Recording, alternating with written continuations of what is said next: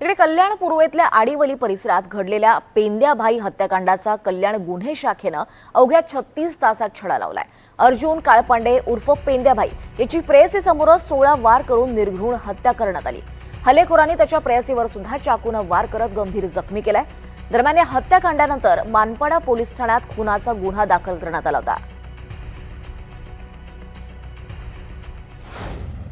याच्यामध्ये Manpada police station या ठिकाणी 17/6/2026 ला गुन्हा रजिस्टर नंबर 597/2026 हा मर्डरचा गुन्हा दाखल झालेला होता। याच्यामध्ये अर्जुन काळपांडे हा मयत इसम होता आणि त्याच्यावरती 16 निर्गुण वार करून त्याची हत्या करण्यात आलेली होती। याच्यामध्ये तांत्रिक विश्लेषणाद्वारे आणि सीसीटीव्हीची पडताळणी करून काही आरोपींची नावं आम्ही निष्पन्न केलेली होती आणि हे आरोपी एका ठिकाणी असल्याबाबतीची गोपनीय माहिती गुन्हे शाखा घटक 3 यांना मिळालेली होती।